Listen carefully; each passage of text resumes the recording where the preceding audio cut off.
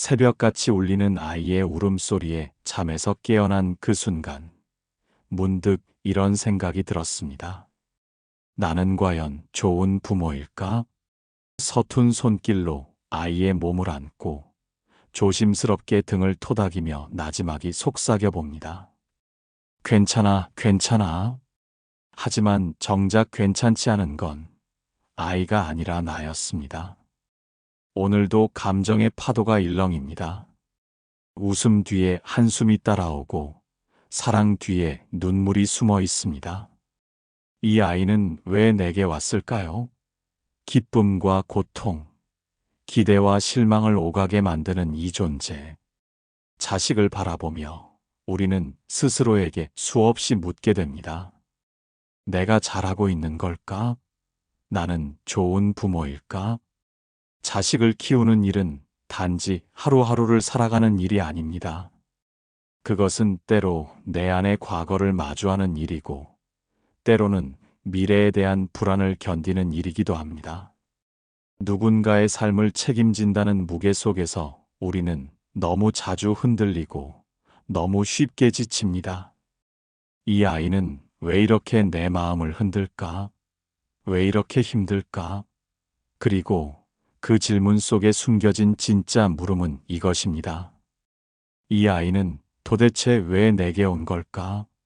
오늘 이야기에서는 부처님의 가르침을 따라 그 질문에 대한 깊은 대답을 찾아가 보려고 합니다.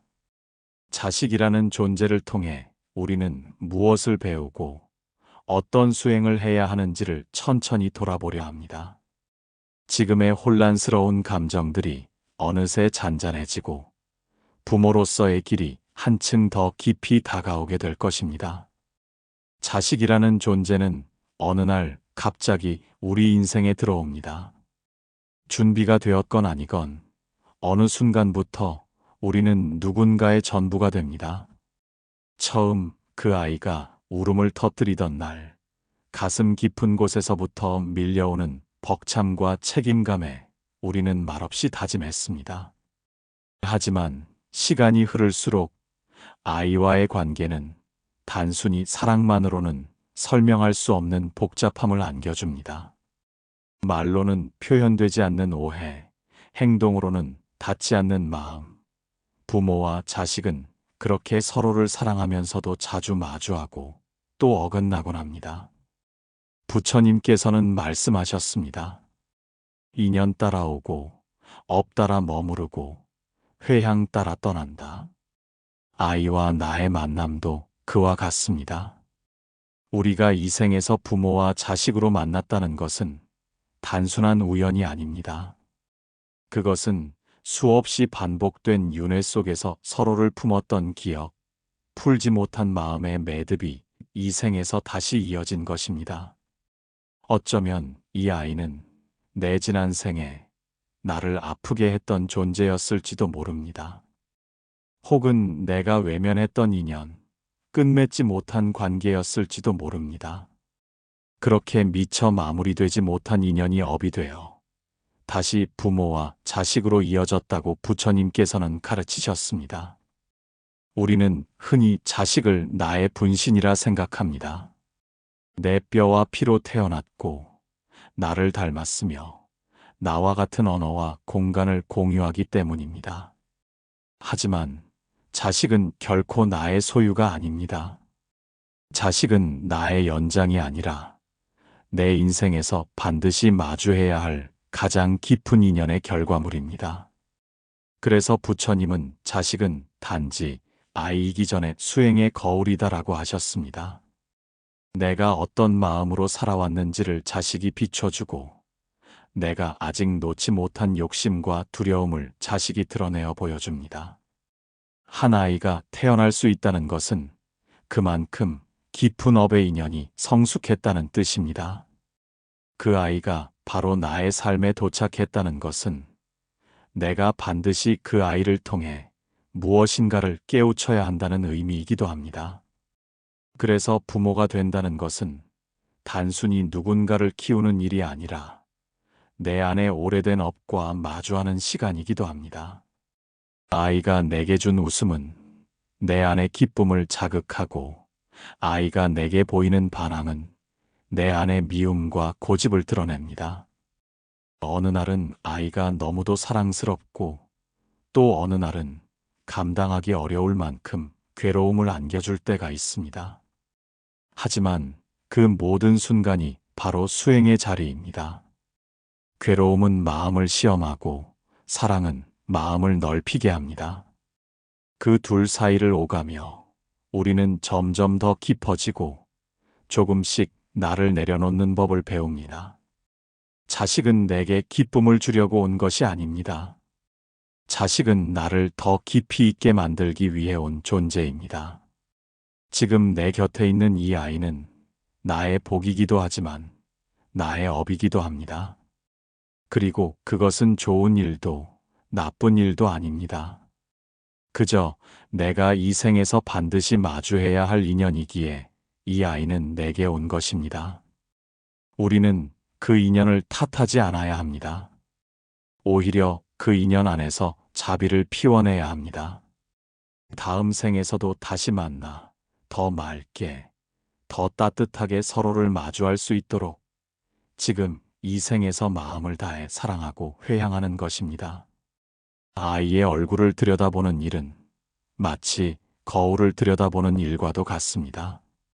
그 눈빛 속에 내가 있고 그 말투 속에 내가 있으며 그 반응 하나하나가 내 마음의 상태를 그대로 비춰줍니다.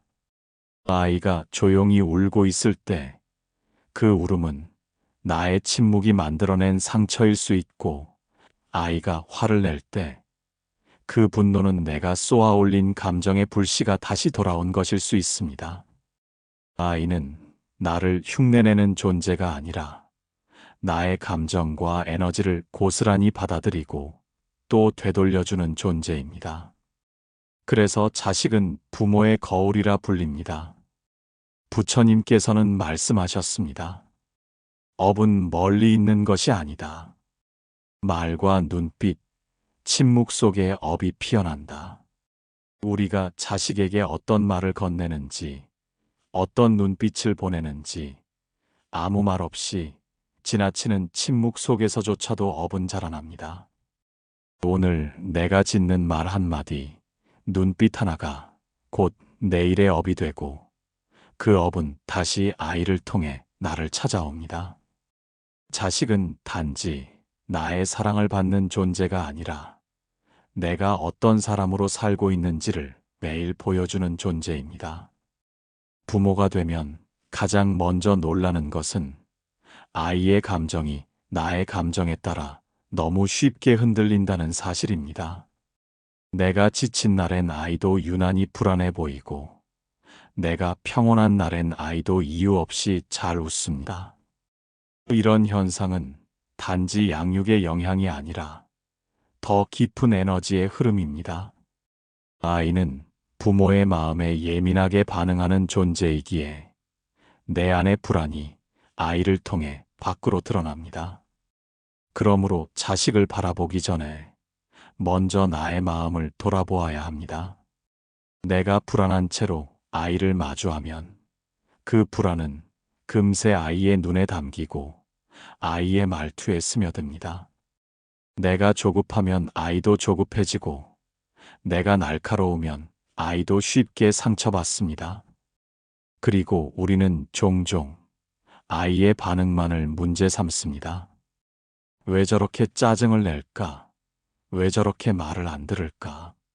하지만 그 원인을 내 안에서 찾는 일은 생각보다 더 어렵습니다. 부처님께서는 그대가 품은 모든 인연은 그대가 짓고 그대가 받는 것이다라고 하셨습니다. 자식을 통해 내가 겪는 기쁨도 고통도 모두 내가 지은 업의 결과입니다. 이 말은 우리를 더 괴롭게 하라는 것이 아닙니다. 오히려 더 깊이 바라보게 하라는 말씀입니다. 아이의 문제 행동을 걱정하기에 앞서 나는 어떤 마음으로 그 아이를 대하고 있었는지를 묻는 일입니다. 나의 말투는 따뜻했는지, 나의 눈빛은 신뢰를 주었는지, 나의 침묵은 존중이었는지 아니면 무관심이었는지를 돌아보아야 합니다. 아이의 고집이 심해질수록 나는 얼마나 내 고집을 내려놓았는지를 돌아볼 수 있습니다. 아이가 쉽게 화를 낼수록 나는 얼마나 자주 그 아이 앞에서 짜증을 냈는지를 되새겨야 합니다. 이처럼 자식은 나를 향한 질문이자 나의 감정과 습관, 태도를 되돌아보게 하는 수행의 거울입니다. 그 거울을 외면하지 말고 그 거울 속에 나를 정직하게 바라보는 순간 우리는 부모로서 한 걸음 더 성장할 수 있습니다. 우리는 자식을 바꾸려 하기 전에 먼저 나 자신을 돌아보아야 합니다. 아이가 나를 힘들게 한다면 그것은 단지 아이가 문제라기보다 나의 내면이 지금 어디서 흔들리고 있는지를 보여주는 신호일 수 있습니다. 그 아이는 나를 깨우기 위해 내 곁에 온 존재입니다. 내가 놓치고 있던 마음을 일깨우고 내가 감추고 있던 상처를 드러내어 보게 하려 온 존재입니다. 그러니 아이의 행동을 탓하기 전에 나는 먼저 내 마음을 정화해야 합니다. 자식은 부모의 거울입니다. 그 거울은 때로 아프고 불편하지만 결코 피해야 할 존재가 아닙니다. 오히려 그 거울을 통해 우리는 더 맑아질 수 있고 더 자비로워질 수 있으며 더 성숙해질 수 있습니다. 오늘 그 아이의 눈빛을 보며 나는 내 마음의 상태를 다시 바라봅니다. 자식은 나의 업이 아닙니다. 자식은 나의 수행입니다. 그 아이는 나의 깊은 마음을 비추는 아주 가까운 깨달음의 거울입니다.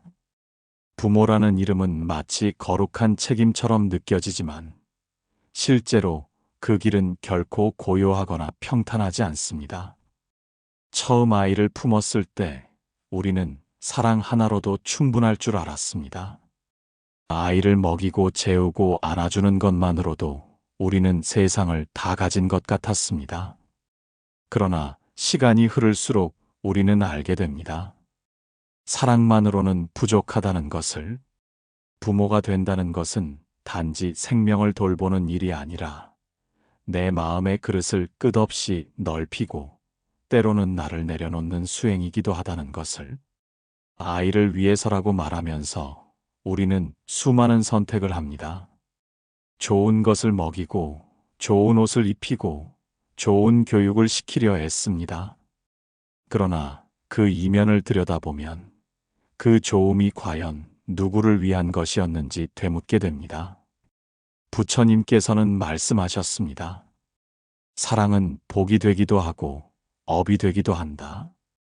우리가 자식에게 쏟는 마음이 진정한 사랑인지 아니면 나도 모르게 아이를 통해 나의 불안을 덮으려는 집착인지를 스스로 점검하지 않는다면 그 마음은 언젠가 아이에게 무게가 되어 되돌아올 수 있습니다. 자식을 향한 기대는 어느새 당연한 것으로 자리 잡습니다. 좋은 성적, 예의 바른 행동, 사회적으로 인정받는 삶. 우리는 그것이 아이를 위한 길이라 믿고 밀어붙이지만 어느 순간 아이의 숨소리가 가빠지고 마음의 문이 닫히기 시작하면 비로소 깨닫습니다. 나는 과연 아이의 삶을 위한 부모였던가 아니면 나의 두려움을 감추기 위한 사람은 아니었는가. 사랑은 조용한 것입니다. 사랑은 기다려주는 일입니다. 사랑은 내가 원하는 방향으로 이끄는 것이 아니라 아이가 가는 길을 믿고 바라보는 것입니다. 부처님께서는 사람은 사람을 바꾸지 못한다. 다만 마음으로 바라보고 기다릴 뿐이다라고 하셨습니다. 아이가 내 마음 같지 않다고 해서 다그치거나 억누른다면 그 마음은 사랑이 아니라 집착일 수 있습니다. 우리는 종종 이건 너를 위해서야라고 말합니다. 하지만 그 말 안에 숨겨진 진짜 감정은 불안일 때가 많습니다. 내가 놓치지 말아야 할 것은 자식이란 존재는 내 불안을 채워주는 존재가 아니라는 것입니다. 자식은 내가 기대를 걸 대상이 아니라 나의 내면을 정화시키는 거울이자 도반입니다. 그렇기에 진정한 부모란 아이의 삶을 대신 살아주려 하지 않고 그 삶의 주인이 되도록 지켜보는 사람입니다. 부모라는 이름에는 끝없는 책임이 따릅니다. 하지만 그 책임은 통제에서 비롯되지 않아야 합니다. 자식에게 상처를 주지 않으려면 부모는 먼저 자신을 다스려야 합니다. 부처님께서는 내가 나를 다스리지 못하면 그 어떤 인연도 조화롭지 않다 하셨습니다. 자식을 이끌기 전에 나는 어떤 마음으로 살아가고 있는지, 나는 내 말과 행동을 조율하고 있는지를 돌아보아야 합니다. 우리는 자식을 통해 사랑하는 법을 배웁니다. 그러나 그 사랑이 욕심이 되지 않도록 항상 깨어 있어야 합니다. 사랑은 소유가 아닙니다.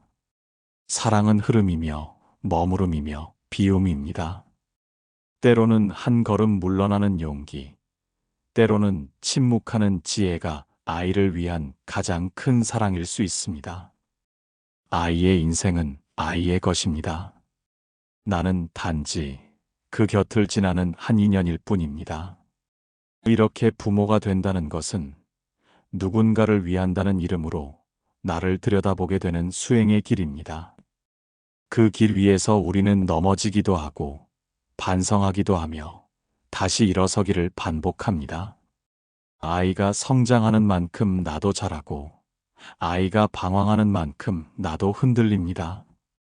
그러나 그 모든 순간이 자식과 함께하는 수행입니다. 오늘도 아이가 나를 힘들게 할 수 있습니다. 하지만 그 힘들 속에서 나는 또 한 번 나를 내려놓고 나의 집착을 돌아보며 더 넓은 자비를 배웁니다. 부모라는 이름은 그래서 위대한 것이 아니라 매일매일 자신의 마음을 다스리며 살아가는 가장 인간적인 수행자이기 때문입니다. 아이를 키우다 보면 어느 순간 문득 마음이 조급해지는 때가 찾아옵니다. 말 한마디에 쉽게 상처받고 행동 하나에 마음이 요동칩니다. 이 아이는 왜 이렇게 말을 안 들을까? 왜 저렇게 고집이 셀까? 대체 어디서부터 잘못된 걸까? 그리고 그 질문의 끝은 언제나 같은 자리로 되돌아옵니다. 어떻게 하면 이 아이를 바꿀 수 있을까? 하지만 부처님께서는 그렇게 말씀하셨습니다. 사람은 사람을 바꾸지 못한다. 다만 마음으로 바라보고 기다릴 뿐이다. 이 말씀은 부모라는 자리에서 얼마나 무력하게 느껴지는지 모릅니다. 나의 말이 닿지 않고 나의 바람이 전해지지 않을 때 우리는 자꾸만 아이를 통제하려 합니다. 말로 가르치고 행동을 고치고 삶의 방향까지도 조정하려 들게 됩니다. 그러나 그런 순간이 많아질수록 아이는 점점 더 멀어집니다. 부모의 뜻이 선이라 할지라도 그것이 강요로 전해지면 아이의 마음은 다칩니다.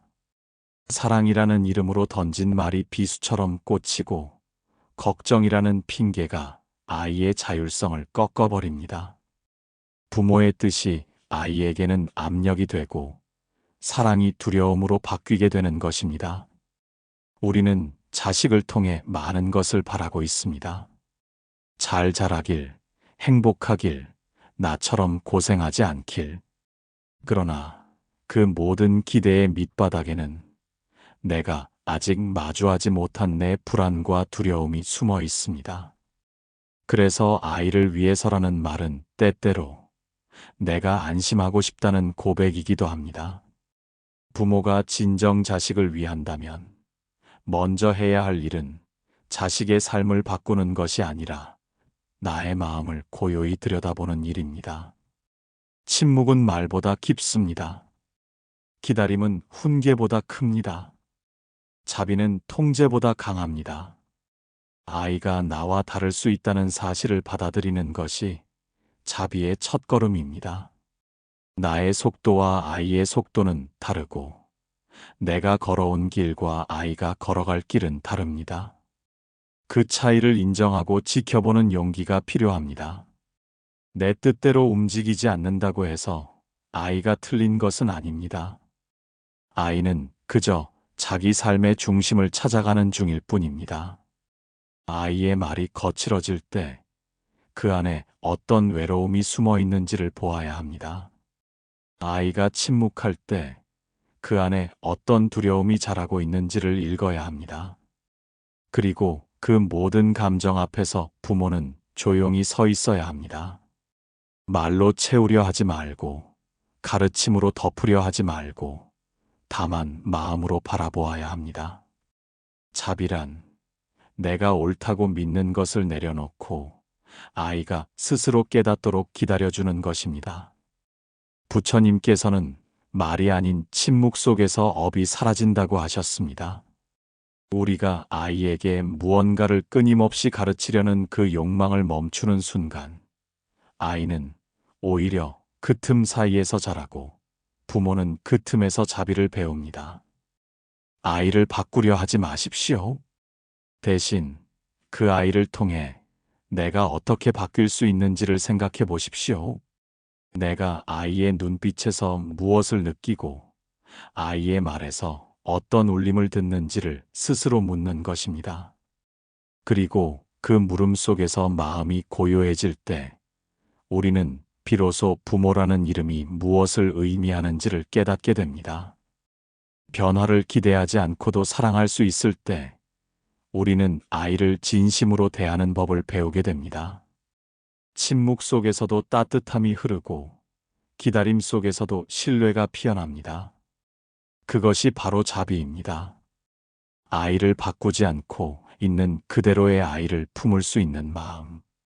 그 마음이 자식을 향한 진짜 사랑이 되고 부모로서의 진짜 수행이 됩니다. 우리는 흔히 이렇게 말합니다. 나는 부모니까 아이를 가르쳐야 해. 나는 어른이니까 아이는 나에게 배워야 해. 하지만 하루하루 아이와 함께 살아가다 보면 그 믿음은 천천히 흔들리기 시작합니다. 어느 순간부터 우리는 깨닫게 됩니다. 배우는 사람은 아이가 아니라 나였다는 것을, 그 아이가 나를 매일 새롭게 만들어주고 있다는 사실을. 부처님께서는 이렇게 말씀하셨습니다.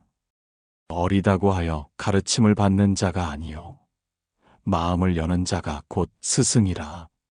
그 말씀처럼 자식은 말하지 않고도 부모를 가르치는 존재입니다.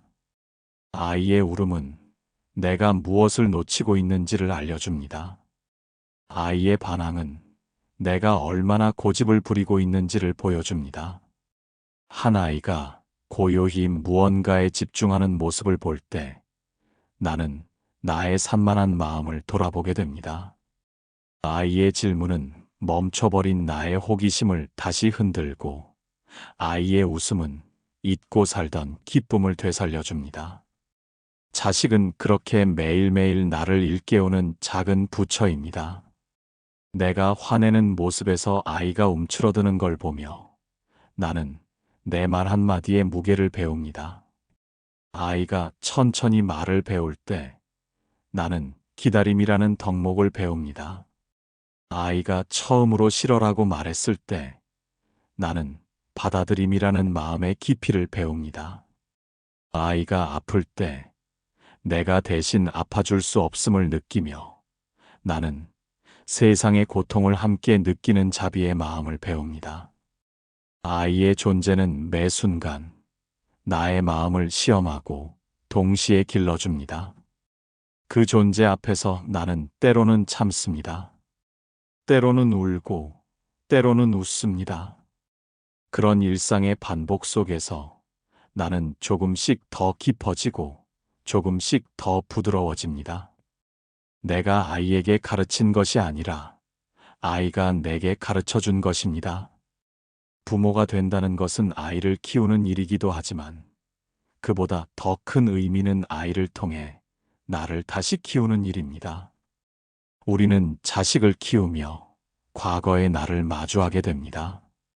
외롭던 어린 시절, 누군가에게 인정받고 싶던 마음, 상처받지 않으려고 조심하던 말투, 그 모든 것이 아이의 모습 안에서 다시 떠오르고 나는 나도 모르게 그 시절의 나를 다시 바라보게 됩니다.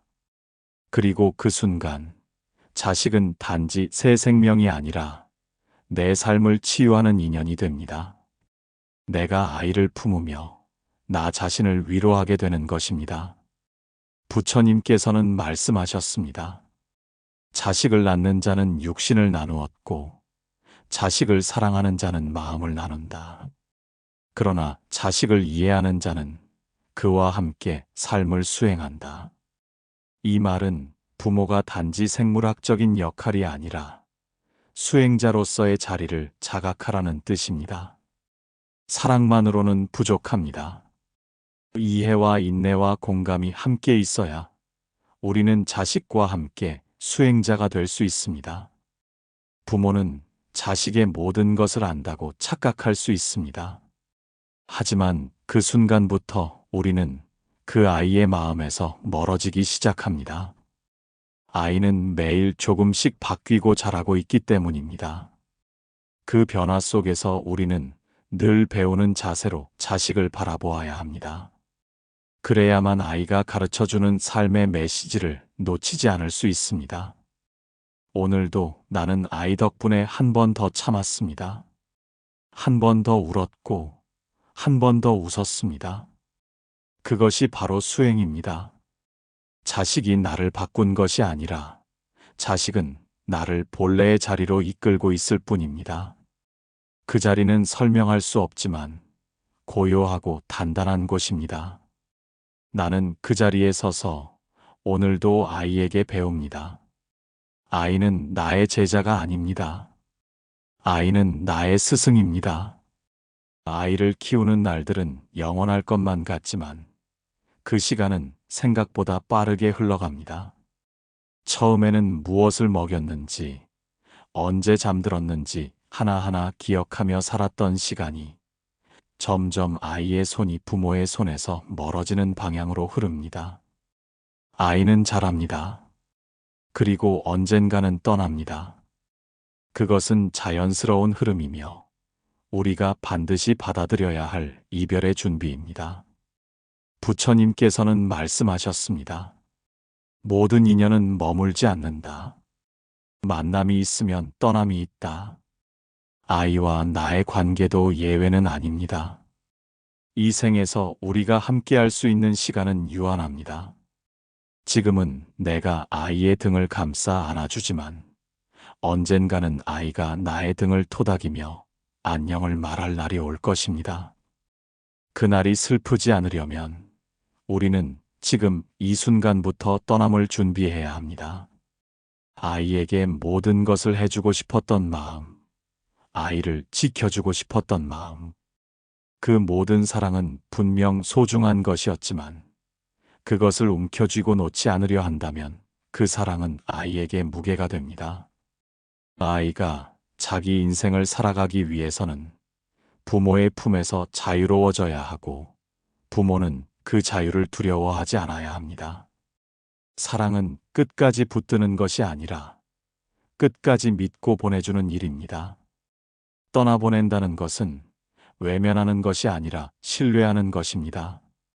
이 아이가 세상에서 어떤 선택을 하든 어떤 삶을 살아가든 그 길을 믿고 지켜보겠다는 깊은 믿음입니다. 부모로서 내가 아이의 삶을 대신 살아줄 수는 없지만 아이의 삶을 축복하며 뒷모습을 바라볼 수는 있습니다. 그것이 진짜 회향이고 진짜 자비입니다. 우리는 흔히 이렇게 말합니다. 이 아이 없으면 나는 어떻게 살아갈까? 하지만 그 질문은 결국 내가 그동안 내 삶을 얼마나 아이에게만 기대어 살아왔는지를 말해줍니다. 자식은 내 삶의 이유가 되어줄 수는 있어도 내 존재의 전부가 되어서는 안 됩니다. 아이가 떠난 후에도 나는 나로서 살아갈 수 있어야 하고 그 아이가 나 없이도 당당히 설 수 있도록 지지해 주어야 합니다. 부처님께서는 또 이렇게 말씀하셨습니다. 그대가 지은 공덕은 그대가 회양할 때 완성된다. 내가 자식에게 베푼 사랑, 품었던 걱정, 건넨 모든 말들. 그것은 아이를 위한 것이기도 하지만 내 수행의 일부이기도 합니다. 그 마음을 회양하려면 이제는 아이의 삶을 붙잡지 않고 놓아줄 줄도 알아야 합니다. 이제 나는 아이의 삶을 내 손에서 놓습니다. 대신 아이의 걸음을 마음으로 응원하고 아이의 앞날에 평온이 깃들기를 기도합니다. 아이가 나의 곁을 떠나더라도 나의 마음은 언제나 그 아이를 향해 조용히 흐를 것입니다. 떠남은 끝이 아닙니다. 떠남은 또 다른 사랑의 시작입니다. 눈앞에서 사라져도 마음은 더욱 깊어집니다. 그래서 자식과의 인연은 단지 함께 있는 시간이 아니라 서로를 놓아주고도 여전히 마음속에 머무는 자비의 연습입니다. 언젠가 이 아이가 나의 곁을 떠날 때 내 마음이 울지 않도록 나는 지금부터 연습합니다. 내려놓음의 연습, 믿음의 연습, 그리고 홀로서기의 연습. 이것이 부모로서의 마지막 수행입니다. 부모로서의 삶은 아이의 손을 잡아주는 일로 시작되지만 결국은 그 손을 놓아주는 연습으로 마무리됩니다. 처음에는 아이가 넘어지지 않도록 손을 꼭 잡고 함께 걷다가 어느 순간부터는 조금씩 거리를 두어야 한다는 사실을 배워갑니다. 그리고 결국 아이가 자기 걸음으로 삶을 걷게 되는 날, 우리는 조용히 한 걸음 뒤로 물러서야 합니다. 그것이 부모라는 자리의 마지막 숙제입니다. 부처님께서는 말씀하셨습니다. 인연이란 시작도 끝도 없고 지금 이 만남만이 진실이다. 자식과의 인연도 그렇습니다. 이 인연은 영원하지 않습니다. 지금 이 순간, 내가 이 아이와 함께 있는 지금이야말로 가장 귀하고 중요한 순간입니다. 우리가 서로에게 머물 수 있는 시간은 생각보다 짧고 그 짧은 시간 안에서 우리는 서로를 비추고 배우고 수행합니다. 지금은 내가 아이의 등을 토닥여주는 부모이지만 언젠가는 그 아이가 내 등을 밀어줄 어른이 될 것입니다. 지금은 내가 먼저 다가가 말을 건네는 사람이지만 언젠가는 아이가 나의 침묵을 이해해주는 사람이 될지도 모릅니다. 그 흐름을 받아들이고 그 변화를 수용하는 것이 바로 회향입니다. 회향이란 내가 쌓은 모든 마음을 돌려주는 것입니다. 아이에게 주었던 사랑, 배려, 인내, 기다림, 그 모든 것을 다시 아이의 삶으로 되돌려주는 것입니다. 자식을 통해 우리는 삶의 진실을 마주합니다. 그 진실은 때로는 기쁨으로, 때로는 고통으로 찾아오지만 모두 나를 성장시키는 자양분이 됩니다. 아이가 내 삶에 찾아온 것은 나를 더 성숙하게 만들기 위한 인연이었습니다. 그리고 그 인연이 이제는 점점 독립을 준비할 때 나는 더 이상 그 아이를 붙잡지 않고 보내주는 법을 배워야 합니다. 그 아이의 삶에 내 뜻이 아닌 복이 깃들도록, 내 불안이 아닌 평온이 머물도록 나는 내 마음을 낮추고 고요히 기도합니다. 부처님께서는 사랑은 지혜로 다스릴 때 해탈의 길이 된다고 하셨습니다.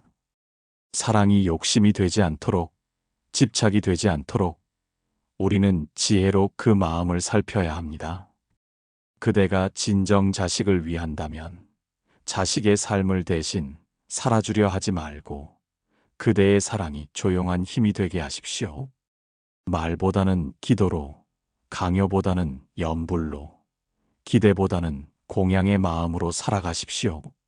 오늘도 나는 이 아이로 인해 나의 부족함을 돌아보았고 나의 마음을 더 낮추었으며 더 넓은 자비를 배웠습니다. 아이가 내게 온 이유는 나를 기쁘게 하기 위해서가 아니라 나를 깊이 있게 하기 위해서였습니다. 이 인연을 통해 나는 내 삶을 수행했고 내 마음을 갈고 닦았습니다. 그리고 이제 나는 이 인연을 부처님께 회양합니다. 이 아이의 삶에 내 그림자가 아닌 햇살이 닿기를, 이 아이의 걸음마다 내 불안이 아닌 평온이 함께하기를, 그리고 이 아이와 내가 어느 생에 다시 만나더라도 서로를 더 따뜻하게 맞이할 수 있기를. 이제 나는 이 인연을 놓습니다. 그러나 마음은 남겨둡니다. 기도는 여전히 흐르고 자비는 여전히 머뭅니다. 그리하여 이 인연 마침내 회향으로 이어집니다. 나무아미타불 관세음보살